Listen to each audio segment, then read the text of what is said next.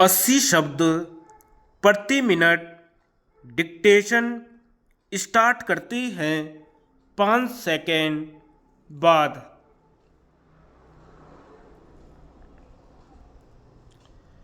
उपसभा अध्यक्ष महोदय, मैं समाजवादी बजट पर इस दृष्टि से विचार करता हूं कि यह बजट उस सरकार द्वारा यहाँ प्रस्तुत किया गया है जो सरकार गरीबी हटाने के लिए और एक स्थायी सरकार की मांग करके जनता का वोट प्राप्त करके यहाँ पर बैठी हुई है। कांग्रेस दल ने जनता के समक्ष बड़े जोर जोर से कहा कि गरीबी हम ही हटा सकते हैं। गरीबी हटाने के लिए वोट हमको ही दिया जाए, क्योंकि गरीबी हटाने के लिए स्थायी सरकार का होना बहुत जरूरी है।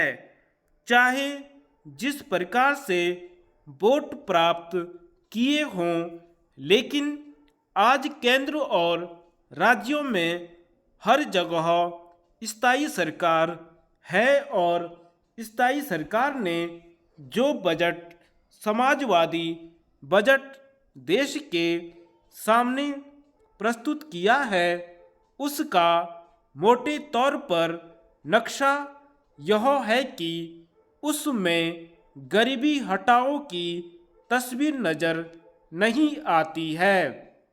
इस पूरे बजट में गरीबी हटाओ की तस्वीर नज़र नहीं आती है, और अगर कोई चीज़ नज़र आती है तो वह पूंजीवाद का आधार और पूंजीवाद की नींव इस बजट में चारों ओर दिखलाई देती है।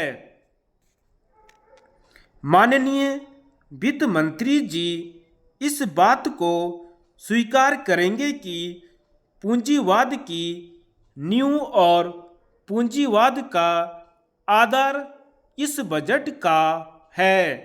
इस बजट में डायरेक्ट टैक्स और इनडायरेक्ट टैक्स का अनुपात 1 और 10 का है, और इनडायरेक्ट टैक्सों का नतीजा यह हुआ है कि चीज़ों के दाम बेतहाशा बढ़े हैं और उनसे साधारण व्यक्ति बहुत प्रभावित हुआ है।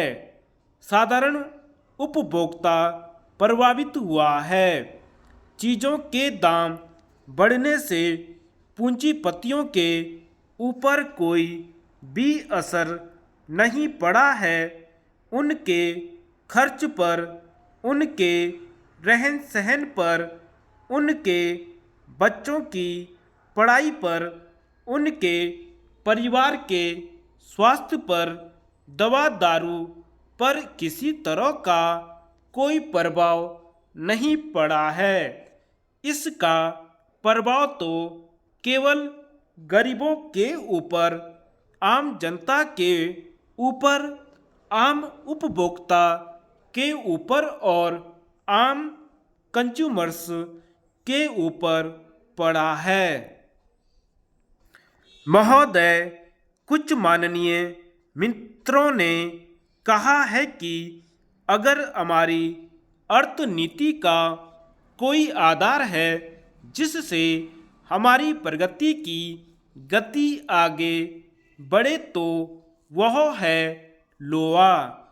हमसे चीन बाद में आज़ाद हुआ। हमारा और चीन का स्टील का उत्पादन लगभग बराबर था, लेकिन आज चीन का उत्पादन 2 करोड़ टन है, जबकि हमारा 60 लाख टन है।